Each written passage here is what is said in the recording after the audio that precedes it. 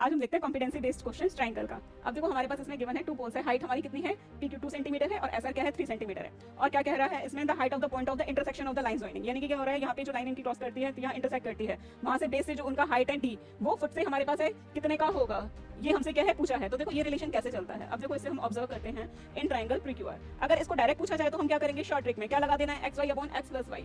x हमारे पास क्या है ये वाली लेंथ और y क्या हो जाएगा ये 2 3 6 अपॉन कितना हो जाएगा 2 + 3, यानी कि कितना हो जाएगा 6 अपॉन 5 1.2। अच्छा ये शॉर्ट ट्रिक आई कैसे वो देखते हैं एक बार इसका। अब हम देखते हैं अब इसमें हमारे क्या हो रहे हैं, दो ट्रायंगल फॉर्म हो रहे हैं बड़े बड़े। तो देखते हैं इन ट्रायंगल हमारे के पास क्या है PQR। अब देखो PQR है और यहाँ पे हम नेमिंग दे देते हैं इसको T दे देते हैं और यहाँ पे हम दे देते हैं इसको U।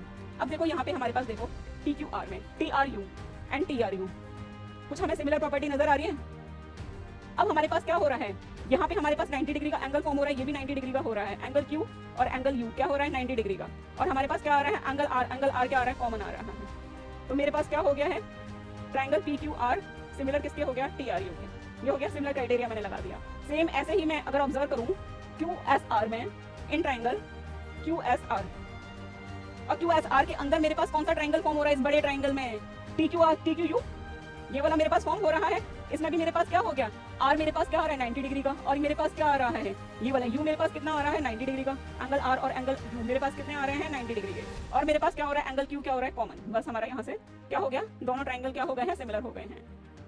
अगर बड़े 5 मार्क्स में आता है 4 मार्क्स में तो हमें ऐसे करना है डायरेक्ट, नहीं तो हमें शॉर्ट ट्रिक्स लगा देनी है। ये हर साल ये पैटर्न है रिपीट होता है। तो हमारे पास क्या हो जाएगा, अब मैं क्या लिख सकती हूँ देखो 2 अपॉन PQ है साइड्स, तो ये कितनी हो जाएगी 2 अपॉन ये कितनी हो जाएगी इस वाली साइड्स के इक्वल, तो ये कितना हो जाएगा D इक्वल टू ये मैं मान लेती हूँ A है, ये मेरे पास क्या है B है।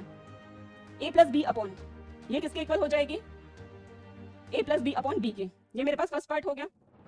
अब मेरे पास सेकंड पार्ट क्या आएगा इसमें 3 अपॉन D, ये मेरे पास किसके इक्वल हो जाएगी A plus B upon A। Clear है। अब इसमें हम क्या करते हैं इसका रेसिप्रोकल कर देते हैं D upon 2 equal to B upon A plus B। तो अब मैं इसको रेसिप्रोकल करूंगी तो ये कितना हो जाएगा D अपॉन 3 बराबर कितना हो गया है A upon A plus B। अब क्या करेंगे इक्वेशन 1 प्लस सेकंड ऐड करेंगे तो कितना हो जाएगा D upon 2 plus D upon 3 A plus B upon इन दोनों को ऐड करने पे A प्लस B, ये कितना आ गया 1। इसका हम एलसीएम लेंगे तो कितना आ जाएगा, ये हमारा आ जाएगा 6, ये कितना आ जाएगा 3 + 2, यानी कि कितना आ गया है हमारे पास D अपॉन ये किसमें चल रहा है D में, यानी कि हमारे पास आ गया 5D अपॉन 6 इक्वल टू 1। तो 5D की कितनी आ गई है 6D, हमारे पास कितना आ गया 6 अपॉन 5, यानी कितना आ गया 1.2 मीटर। अगर बड़ा आएगा हमारे पास तो हमें इस टाइप से करना है, एमसीक्यूज में हमें डायरेक्ट ये अप्रोच लगा देनी है।